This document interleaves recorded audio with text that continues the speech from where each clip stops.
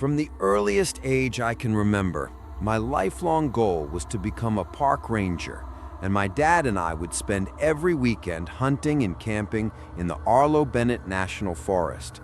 Not everyone is as fortunate as we are to have access to 560,000 acres of pristine land, forests, streams, and hiking trails, but it's only a 20-minute drive away. I think the stories of our exploits in the park would be even better if the information followed. I want to warn you of the danger. When I was about 10 years old, my father and I had just finished setting camp for the night when the latrines were dug in the tent and the campfire was burning in front of us. After dinner, I went to an area far from the campsite, and as I was returning, I heard a faint hiss from the woods behind me and saw my father's pipe in his mouth. I sat on the ground by our fire and turned my head back in the direction of the whistle and closed my eyes. I looked away to determine the source of the whistle. It was a bird, I thought, but there were hints of a soft melody that didn't make me sure, and the dim sunlight didn't give me much visibility, so I continued to listen to the soft whistle. Deciding that there was no need to investigate further, I turned around the campfire and began to stir forest bushes as I pulled up to my shoulder. I was sure I heard someone screaming in the distance.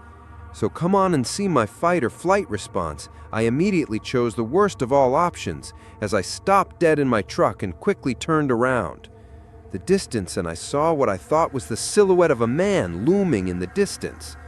They didn't make contact again, but one arm continued to wave above them before they finally dropped and retreated and disappeared behind a large, hideous oak tree. Without a second thought, I walked the short distance back to our camp and in a panic told my father what I had thought I had seen and heard. He smiled and assured me that it was nothing more than another camp, but that he would check the connection. He took his rifle and flashlight from his bag and headed off into the woods in the direction I thought I had seen someone grab my chest as we slowly made our way. We moved in that direction, and as we approached the huge oak tree I had seen from my father's restroom, he began scanning the ground with his flashlight for signs of disturbance. There were no signs of recent activity. The dead leaves and fallen branches seemed completely undisturbed. We continued for about a quarter mile beyond the oak trees and found no sign of another camp or any human activity. He assured me that it was just my mind that wanted him to believe it, but something in his heart told me that he had still seen one or more disturbing people.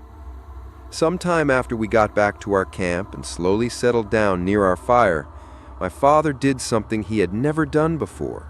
He started telling a ghost story. In this woods, waving at strangers from afar, beckoning travelers to come and see incredible things. For those foolish enough to follow, he disappeared, never to be seen again. And I never understood why. As he was telling me this, I began to panic when he looked around the surrounding woods and saw the obvious discomfort I was feeling. He smiled and told me that when he was a boy, he thought he was seeing the same thing. That my grandfather had told the same story when he was mine. He always imagined that he had heard or seen wanderers in the woods, and he was telling his grandfather what he had heard. He thought that he had used this means to teach that the sound of the whistle was a well-known local bird call, and it also detects distant shapes and illustrates how distant inanimate objects can create the illusion of a man or woman looking at them. The chances of meeting another person were slim at best. My youthful fears gathering the natural events around me and arranging them into a disturbing and eerie, I relaxed my posture considerably and smiled gratefully at my father as we all traveled together. I never had the same experience again when I started working as a park ranger at Fire Tower 1. The experience was much worse than I could have imagined when I was younger. It was very difficult to find work hundreds of miles from home, and with a rapidly dwindling bank account, I spent hours each day filling out job applications, submitting resumes, and cold calling all the national parks, and the forest grew more desperate every day until I finally decided to pack up and move back to my hometown, where my parents had died in a car accident during my sophomore year. I was still confident that my old friends and extended family would help me find a gainful job and stay steady in my life after college. Stacking items and semi-dangerous objects behind the tent the truck after I managed to crash the car into the car carrier on the back of the truck, I felt my phone ring in my pocket under the tailgate of the box truck. I picked it up and saw a red message bubble above me. I opened the email app and clicked on it. The feeling of joy I felt when I read the attached email from Arlo Bennett National regarding the hiring authority cannot be accurately described. Your application has been selected for Fire Tower 1 on the Arlo Bennett National Forest. Congratulations! Welcome to our team. We are pleased to announce that we have a new Wildlife Services Ranger. You will be located at Fire Tower 1. You are expected to arrive at Ranger Station 3 at or before 8 EST for the uniformed. Equipment, shelter, and necessities will be provided, as it is a 24/7 live accommodation.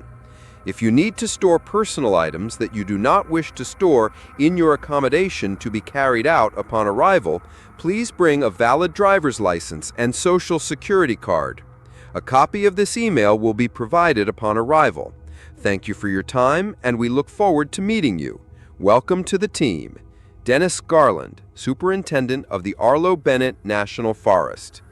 I am getting ready to head home in the truck, and now I can't wait to start my new career, thinking it will be a bright future.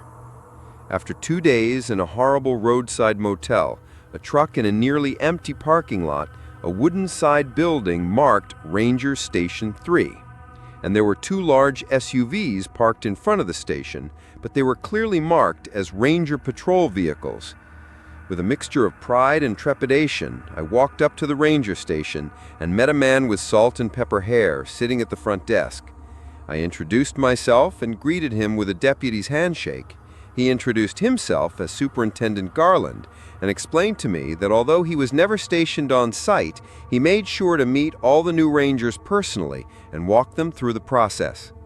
Over the next few hours, a seemingly endless pile, I sipped bad coffee from potato chip cups and listened intently as he explained my job duties at Spruce Tower 1, none of which seemed out of the ordinary. I work in a 3x3 grid with fire towers 1 through 9. For the first 2 weeks of the month from 5 a.m. to 5 p.m., the reserve staff informed the station that I would be given a day off to adjust my sleep schedule. For the last half of the month and for the next 2 weeks, I would be working from 5 p.m. to 5 p.m. at midnight. Each tower on the grid would take turns to monitor the adjacent non-operational sectors around it as well as its own. The main concern was to monitor the outbreak of forest fires. Lightning strikes and unauthorized camping were constant concerns in the area, so 24-hour surveillance was essential by the guards at all fire towers. A charming and inquisitive narrator with an American accent leads a magical adventure suitable for adults in the world of horror stories. A 37-year-old American man tells scary stories. Towers were provided with a 2-bedroom cabin located at the base of the tower. The cabins were fully furnished and basic supplies were provided for the first week of work, with the expectation that you would provide your own groceries and other routine maintenance supplies thereafter. The cabin and tower layout was to be handled by the occupying guard, Mr. Garland, who also informed me that I would be working a 4-week shift with a full week on duty. The reservists informed each tower in the cabin to relieve the basic attendant to allow them to the rest of the second bedroom was to be reserved for them, and we were to keep our personal belongings, the only exception being that if the camper or hiker was pulled out during a search and rescue operation, they would remain there until they were evacuated to the nearest town by the medical staff as we performed. I was grinning from ear to ear, checking out the dream job. Free housing rent. After a stressful season in my life, everything seemed to be going well. He was already making a mental note of which personalized items to keep in the cabin and what would I need to keep in the shed. when suddenly Mr. Garland's voice snapped me out of my daydream.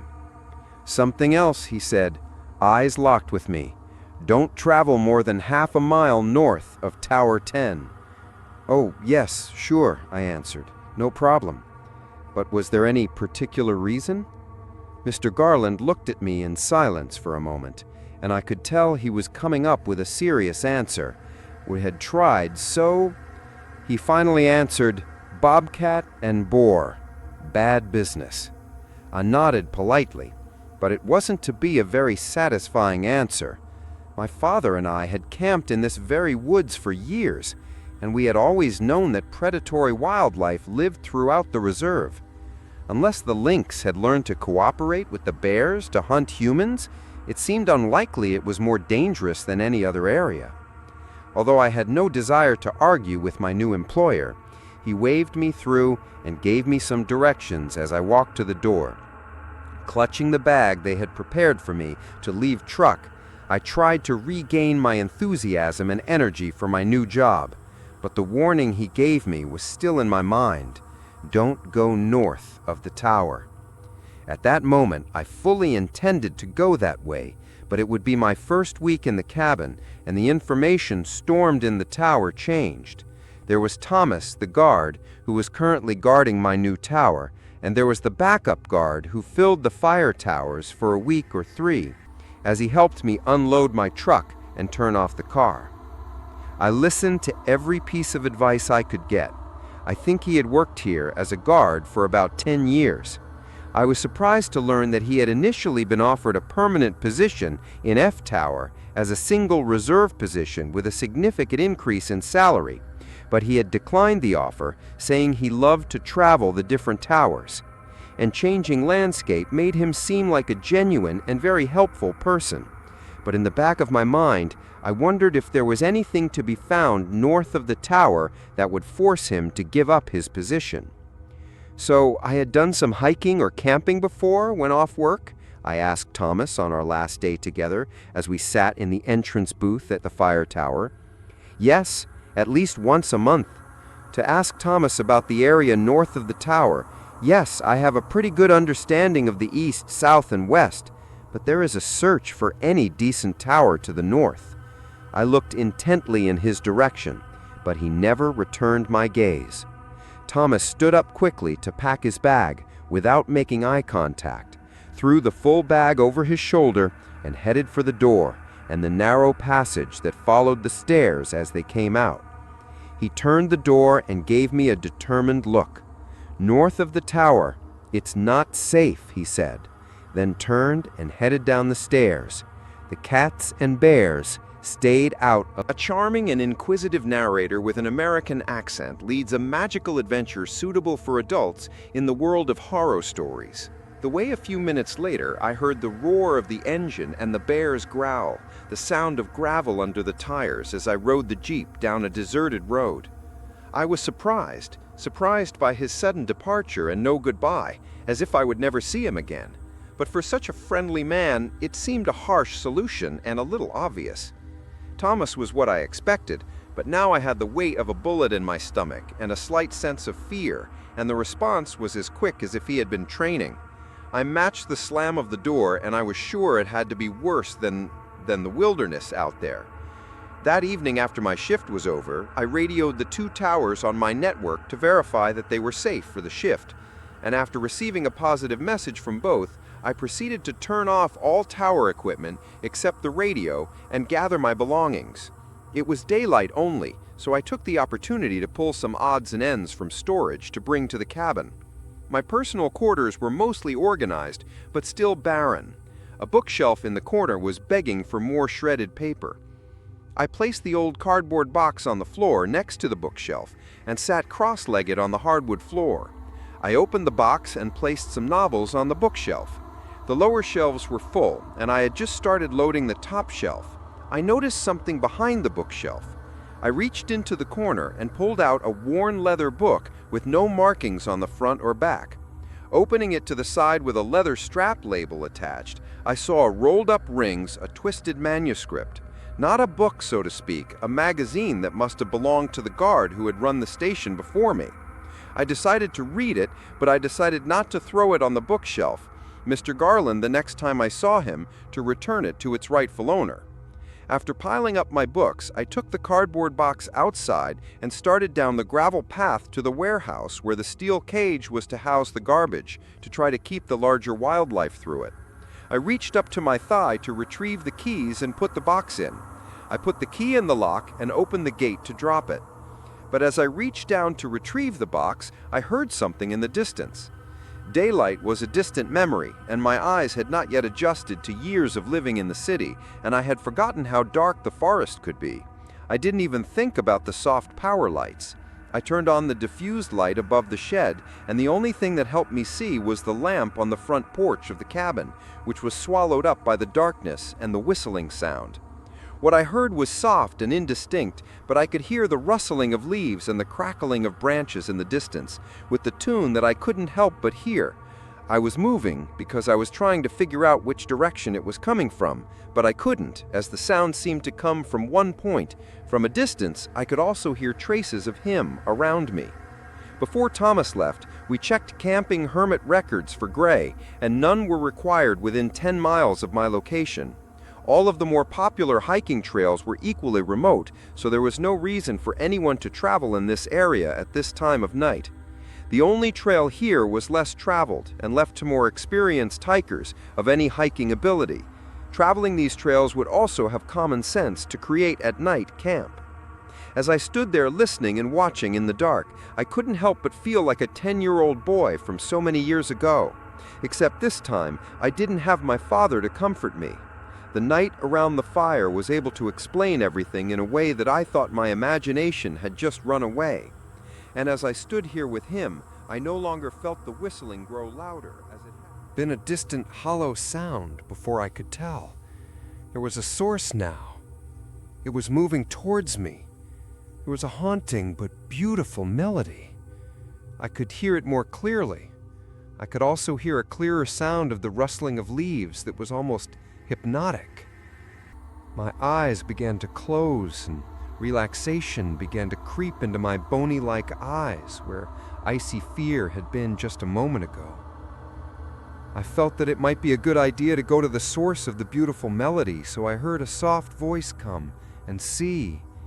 The feeling of relaxation almost ran out of me as quickly as it happened. It began as a blaring whistle, blinded me, and the sudden call of darkness woke me to the situation. I returned to the cabin and began to run towards the safety of the burning lamp. It would be impossible to hear any whistles or footsteps all this time, though I can imagine someone or something standing behind me, clawed hand at my back, beckoning me to come and see what was in the darkness. As I advanced, I stepped inside, slammed the door shut, and put my back to the floor, sitting down and trying to listen for any signs of activity outside. No sirens, no footsteps on the walkway or porch, no knocking, just the sound of my breathing, and my heart beating against my rib cage. After a few minutes, I finally managed to gather enough heads to hold it together. I planned, if someone was there, they might be in danger. They weren't good. They didn't have to be wandering around in the middle of the night. I went to the cabin and the control room and pulled the switches on the surrounding beacons. Before leaving the control room, I grabbed the guide and took the gun awkwardly from the rack and slowly opened the latch on the front door and went out into the woods. Now there was a mixture of artificial light and long shadows. I retreated through the gravel path to the storage building. The whistling started outside the shed, and I started scanning the wooden strip. Not a single pathetic strip with all the broken leaves and branches. I thought I heard no sign of anything. I continued scanning the distance with the floor light when I heard an incoming call on the fire tower control radio. The sound made me jump and calm down, and I thought it was an incoming radio signal, actually working from the outhouse. Breathing. The climb to the top of the tower was slow. I finally got to the control box and turned on the light of the first tower. "This is Tower 5, can you copy?" I pressed the button on the radio microphone. It read, "Tower 5, go to Tower 1. The first tower, check the audio status," he said. I can see your light here, Tower 5. Everything is fine. I immediately felt uncomfortable and did not want to explain it to my coworkers, whom I had not met yet. Yes, everything is clear. Thomas explained to me how to use the flood system, and I wanted to use it manually. I'll cut everything off now. The tower radio 514 replied that they understood and wished me luck. I thanked the guard and went back to the cabin to the control room to shut off the water supply and reach the controls hesitantly. I was scared and tired, but I knew I had to take one last look outside before I shut it off and pulled the curtain cord.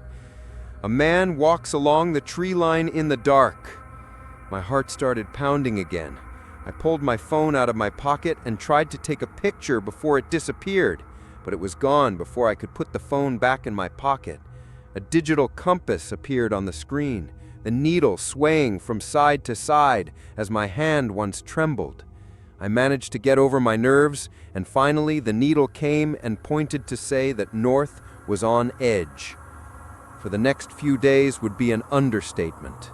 The rest of the week was my last shift on Sunday before moving to a 2-hour evening shift, and I hadn't seen anything of concern since at night after Thomas left. I also made sure to avoid the possibility of continuing to spend the night in the storeroom and taking out the trash in the evening. If I was asked to do any outside work during the day, I mostly convinced myself that I would be able to do it. It was all in my imagination, but the thought still crossed my mind that I might have seen and heard exactly what I thought I had. After my turn, I turned off all my surveillance equipment except the radio each day and headed straight down. My evenings in the cabin consisted of a steady schedule of television, dinner, showers, and reading in bed. And the small amount of books I had brought with me did not provide as much entertainment as I had hoped.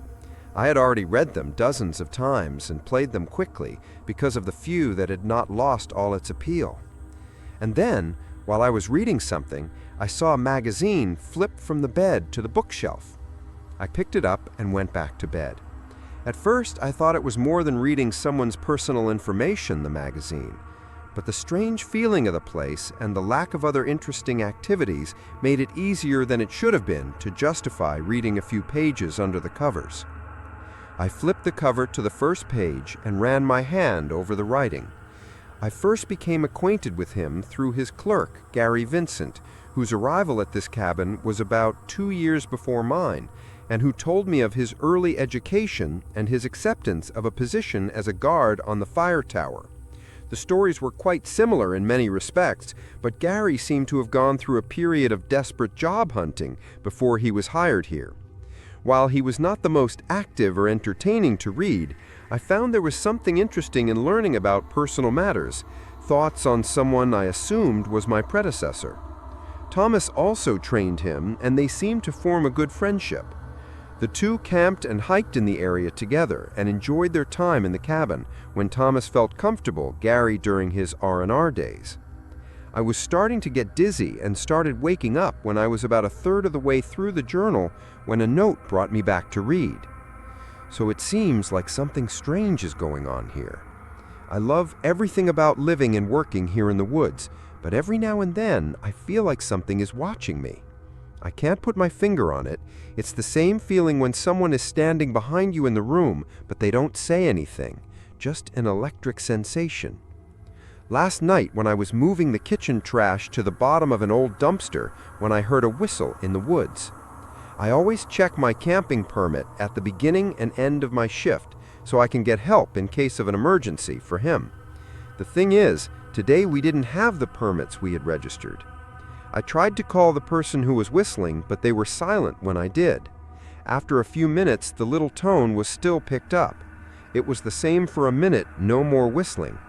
There was a time or two when I thought someone was asking me to come and look at something, but I'm not sure. I went to the control room, took a flashlight, and searched the area, but after a while, after he stumbled into the woods, I called him to leave. I haven't seen or heard any whistling since I've been here for so long, but maybe it's the lack of daily human interaction that makes my opinions so funny. I don't know if it's just that it doesn't bother me so much, or if it's that whistling is the worst thing I can comprehend, and I think I'm doing pretty well. I've read the passage over and over again. Almost the same thing happened to Gary. The only noticeable difference between the two events is my complete panic compared to Gary's cool and collected approach to the investigation. The second difference I saw was that Gary didn't see anyone. A charming and inquisitive narrator with an American accent leads a magical adventure suitable for adults in the world of horror stories. Charming, warm, and engaging, creating a sense of wonder and excitement for adult listeners. Pace steady and balanced, with light pauses to highlight magical moments and maintain the flow of the narrative. Emotion, wonder, curiosity, and a sense of adventure, with a sense of horror and positivity throughout. Enunciation, clear and precise, with an emphasis on storytelling, ensuring easy understanding and captivating listening. A 37-year-old American man tells scary stories. Woodline. I wasn't sure I saw anyone, but I was sure I saw something, very similar to a magazine. I started making a cup of coffee, reading again. No strange entries in the magazine until about 3 months later. It's the entry in this place that started messing with my mind. I was out last night. I was doing my usual jog around the landfill when I started hearing this horrible whistling again. To be honest, I had forgotten the last time it happened until about 1 p.m. last night. This time, I heard the whistle louder, and something made me happy. I just felt like I could walk over in that direction and listen closely. If I found out who made this beautiful tune, I was kind of sad though. I don't know why. I turned on the flashlight and started walking north towards the woods to see who was calling me. Outside, I asked if anyone was there, and he started whistling again. This time, someone shouted, "Come and see." I asked what was wrong, but no one answered. As I started walking towards the sound of the voice, I heard footsteps moving away from me again. I called for them to wait so I could just talk to them. They repeated the same thing, "Come and see." Now I realized I had to get something out, so I continued walking behind them. Someone had been hurt by this whistling sound. I was traveling a little easier, feeling happy as if something good was about to happen. And the forest was getting denser now, and I wasn't adding to it, and it always seemed to outpace me. Sometimes someone in my flashlight beam kept calling out, but it was still the same, "Come and see." I finally came to a clump of oak trees that were tightly packed together. It looked like a giant tree, and when I got there, the whistling stopped for a while. Suddenly I felt sad and lonely. My eyes watered, and I didn't know why. Then this melody came back as if it was in the top of the trees. I tried to shout to them several times, but at first no one answered. After a few minutes of trying to get their attention, I finally heard someone answer. "It's here. Look where?" I asked. "A voice in the trees. They said, 'Use the stairs.'" I could see the trees, and they seemed to be one step closer in the middle. As I sat between two oak trees, I saw a cursed spiral staircase that went up into the middle of the trees and into the foliage, and for a moment I felt it was only right to climb the railing and climb to the top of the foot. I was standing under the bottom step when a sudden beep and vibration brought me back to my senses. My smartwatch was beeping loudly, and when I looked down, my heart rate was about 150. I also saw that it was only 10 o'clock when I came out, but it was about 11:30. And now it seems that I had been in the woods for 15 minutes, but it had already been an hour and a half. I panicked and headed back to the cabin, and when I turned back, there were the remains of an old footpath that took me a stone's throw away. It took me nearly 2 hours in the saloon to recover my body aches, and I feel like I have the flu. I'm not sure why, but I have to call it a racing heart. As I continued to read the next article a few pages into the magazine, Gary was telling me how he got in touch with the stairs to Superintendent Garland the next day. And the guard team met him in the cabin, and they returned to where Gary had seen the stairs, but there was nothing there. And Gary begged them to return at night because that would be when it would be visible.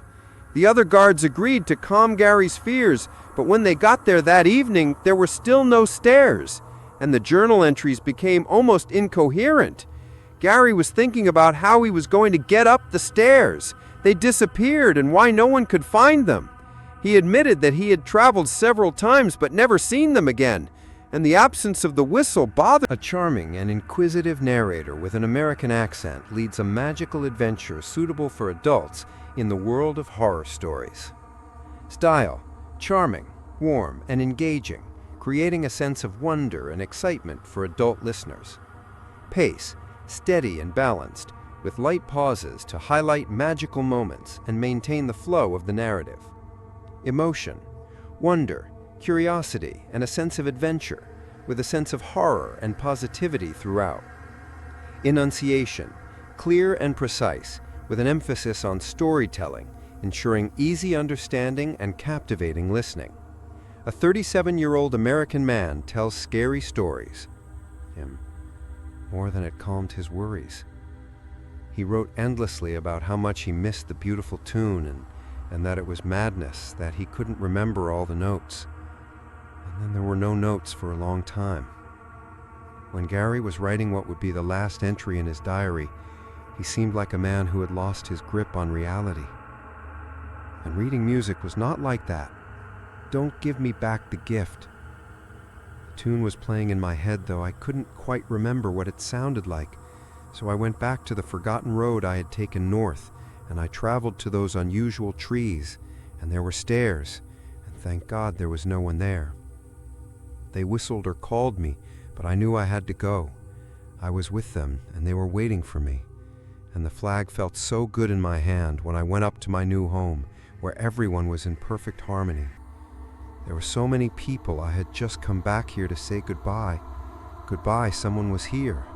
I knew I was just saying goodbye to the journal, because I will be back, and this time I will stay. Maybe I can help others find their way.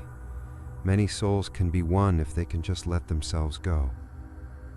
Whoever reads these words, I will tell you that it is all true and correct. Come on and see.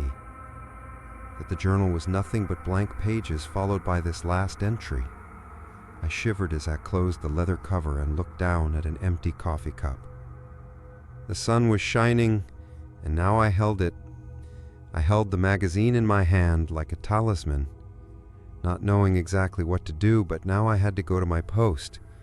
It had been months since I had found the magazine, and as time went on, spring would come, and I would hear a whistle in the woods in the evening when I didn't have to work in the tower. I suppose it would have been very hard to hear it from up there, but I always assumed it was after my shift in the evening. Wearing headphones seemed to block out this unreasonable sensation. When I shared the audio with others in the magazine, Mr. Garland explained that Gary Vincent had been a valued employee in the department for about 2 years, but believed he had a history of mental illness until they explained his predicament to Thomas. I was given a picture of Gary, who was a few years older than me, with bright red hair and a big smile. I was told that Gary had schizophrenia and was being monitored on his medication. Once Gary disappeared, Thomas said he found that Gary hadn't been taking his pills anymore. Then he disappeared looking for him, with nothing but a torn suit jacket and wallet. For my part, one continued to do my job. I liked the night shift the most because there was no beeping while searching for hours in the dark. A possible fire calmed my phone with the steady stream of music to keep me company while I work. The day shift, and I brought Gary's journal with me and studied it. It was as if I had discovered some secret about his madness, but I never did. I was obsessed with finding out what happened to him. I honestly can't tell you why I decided to do what I did next, but the mystery was getting to be more than I could handle. When Thomas arrived to start R&R week, I told him I was planning to go camping and that he would have the cabin to himself for a few days. The day before, I had already loaded up the ATV in the storage with camping gear and extra gas I would find on the stairs, and as soon as Thomas started his shift, I got up and headed outside on the road east of the tower so as not to think too much about my plans. I rode the ATV in a wide arc around the tower sections, and until I was about 4/4 of a mile north of the tower. However, I eventually discovered that the red trail Gary had written about in his journal was a smooth ride, but using the ATV, I finally reached the trees he had mentioned. I had skimmed from the ATV and cautiously approaching the cluster of trees, they formed a circle with a 3T gap facing south of the canopy. I stayed inside, making it hard to see. I took out the flashlight from the ATV and looked into the circle of trees. I was worried about mental illness while walking in a circle of trees, and I found no unusual feeling that the latter was imaginary. I decided, make the most of your vacation days and keep camping. The day was warmer than seasonal average, so I opted to camp out in the tent under the stars. Even on an unseasonably warm day, I built a nice fire, still gathering firewood in anticipation that it would get cooler that night. After a quick meal and a few chapters in one of my sheets, I decided it was time to turn in my sleeping bag and enjoy the warmth of the fire that had arrived so quickly. Exhausted from recent sleepless nights and inspired by Gary, the latter was nowhere near real. And in the night, when I woke up, I was struck by a familiar voice, a tune I had avoided for months, filling my ears and coming directly from behind me. I turned and looked at the trees, and stood among the oaks was Gary. I recognized his broad smile and fiery hair from the photo, which flew wildly and hung from his tattered ranger uniform. His body was gaunt, but it was Gary, and he kept smiling as he retreated into the darkness. I could hear what I swore was the crunching of hiking boots on wooden planks, and there he was. "Look, Gary!" I turned on the light and aimed it at the trees, expecting to see him choking, but to my surprise, a beam of light appeared from a polished mahogany stand in the middle of the trees. There was a beautifully crafted circular ladder leading up to me. I grabbed Gary's boots at the bottom as he climbed the trees, screaming his name. I rushed inside, wishing I could help him, only to hear his voice as I climbed the stairs. My pulse raced and I bumped into the leaves and branches next to my face as we both climbed into the trees, my floodlight exploding and weaving through the soft mahogany wood and dense foliage. As I quickly climbed those trees up the stairs, I could hear Gary, and my speed was getting faster and faster in front of me. It was a slow start, but I still hit the railing and used it to pull myself up as I did my best to catch up to this man who was circling in front of me. The batter began to move beneath my hand as I stepped onto what had been a barren surface. My palms felt lumpy and stiff. My breathing became heavy, and I realized that I would soon have to stop and catch my breath. I glared toward the stairs, but now they looked different. Where they had been brown at the bottom, they now appeared the color of half-burnt charcoal. To get a better look at my surroundings and discover why the railing felt so different, the tree had changed, and I could only describe the spinal cord, the bones twisting upward in charcoal steps, and the leaves around me that had bloomed green when I started up were now a sickly purple to a black, pulsing with hued veins that ran through them. Covered the tops of the leaves with black dew, and I noticed that wherever the dew had touched my clothes, they now had small holes and a putrid odor. The shape of the tree trunk suddenly changed from obsidian in horror. I turned to head back up the stairs when I saw that the part of the stairs below me collapsed into nothingness. There was no way I could have climbed the 6 flights of stairs, but I was looking at the burning part of the stairs. The stairs and my spinal cord fell into a hellish purple abyss. As I tried to regain my composure and figure out what I had to do, I could hear footsteps crashing behind me. There was no pause to catch my breath. I couldn't even look back. It was as if the air was thin and smelled of rotting flesh. I could feel my legs buckling and struggling. I climbed the stairs and knew I would soon be back in the hell below. As soon as I felt my hand give strength to another section of the spinal cord, brace and found nothing, I fell forward and hit the level spot on my floodlight. It was flickering, but I could see that the ground was gray and the ring was wet. To the touch, I could feel it pulsing beneath my hand. I jumped and panicked to pull my hand away. Then my eyes met the horizon. which was the sky, purple and filled with thick fog. There was no change in this gray terrain. I stood on endless plains in every direction. That was all I could see. In the end, the landscape was what I thought were leafless trees. As I focused my eyes on the heavenly light, I could see instead people were raising their arms and reaching toward the sky, some with their feet planted on the ground and their skeletal hands protruding from the ground. Others seemed to grow into a large plant-like mass, their eyes glowing softly with the same violet in the skylight. Gary stood a few yards in front of me, the same violet glow streaming from his eyes, but he stood with his hands at his sides. He pointed with both hands to the spot next to him and smiled at me. At the ground where he was pointing, two skeletal hands encircled me, and I knew that he wanted me to take my place and be a part of this twisted place. Only I began to feel that maybe it wasn't as twisted as it first seemed. The melody I heard repeated so many times throughout the forest, and now the forest reached toward the sky to the people, creating the strongest sound wave, as they all let out the same beautiful melody, and I began to move slowly.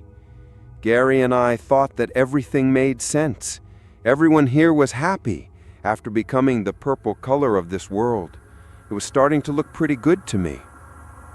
I was about halfway to Gary when I stopped for a moment and looked over my shoulder. There was a hole in the floor where the stairs had been. I turned my head from side to side and could see more of these holes. There must be hundreds of stairs to this world. I realized that when I looked at Gary, I saw the same smile as before, but there was a tension in it, as if he was asking me to stand next to him, he and those skeletal hands wrapped around my ankles. When I noticed the tears streaming down his face and his ever so slightly shaking, I knew he was trying to tell me no. As he asked me what was happening, I was startled by the deafening sound of foghorn underground. I shuddered, and the beautiful melody suddenly turned into a stream of blood. Their hands fell from the sky and covered my ears. At the second blast came the foghorn. They raised their heads and opened their mouths. Thin streams of blue and yellow smoke came out of them.